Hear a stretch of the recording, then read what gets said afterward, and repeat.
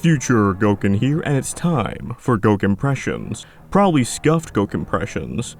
Today we're looking at the Loscont Arm Battle Angel 002 Dark Hornet, which is a figure I got for free. Thank you, Gundamit, but more on that later. Now, just because I got it for free doesn't mean I'll be kind. That being said, it's also a figure I almost bought, but didn't, because it just didn't look quite as nice as I'd like. Let's do the opposite of bearing the lead. I do not like this design.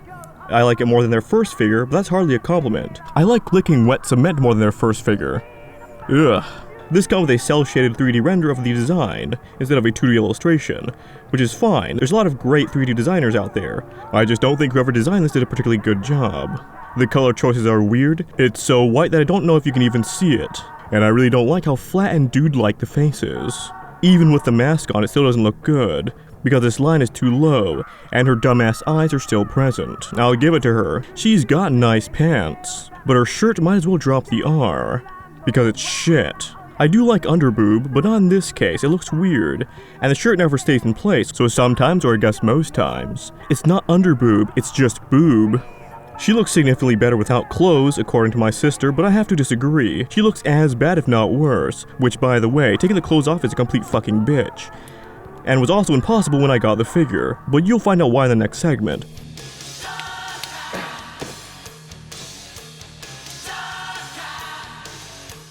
Speaking of segments, the segments of the figure continue the black pattern, except for at the chest, which is just really fucking weird looking.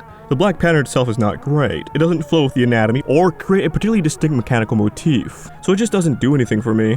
The way it hides the rotations of the arms and legs is certainly nice, but does feel uninspired as well.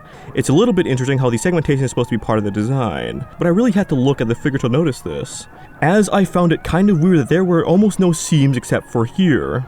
But this looks like it's an intentional detail. For a positive, I do like the finish on the figure. It's very shiny and doesn't seem like the kind of shine that'll go away if I keep touching it.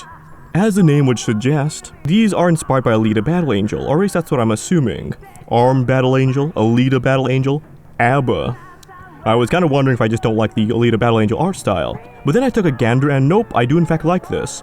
So it's very definitely this design specifically that isn't grabbing me. But what about articulation? Well, out of the box, articulation is fucking terrible. See, on my copy, one of the arms and both of the legs would move to the side a bit, but would not turn at all. I had to go in and lube it up with some silicone grease. And once that was done, articulation is now pretty good. Legs are just on ball joints, which mean they feel nice to articulate, unlike L joints, but don't have as much range. Everything else is about as good as you want it to be for something like this. Anyway.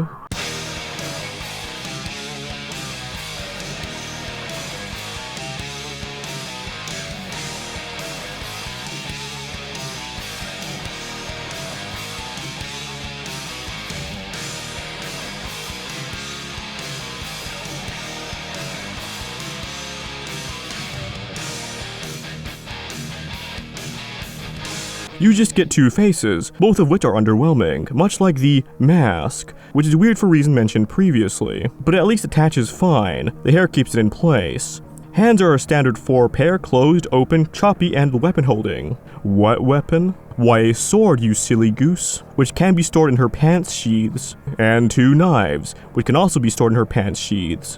What can't be stored in the sheaths is her feet, which can be replaced with these more sexy feet. Not my words, I'm not a foot fucker. Especially since these feet are bitches. To attach them, I had to use my teeth to pull the joint out, since the joint comes out easier than the feet. But what are feet for if not to stand? For a stand with storage, at least it's got some style. I don't dislike it as much as the one snail shells used to come with. It's fine and I appreciate the storage. Since I don't know where else I'd put this jacket, which is kinda weird, you have to bend it yourself to make it look right. But it's not the only thing they kept in the stand. The keychain is cute, way too cute considering the figure itself lacks any charm whatsoever. No beans, I'm out of beans, something else. Overall, it's alright.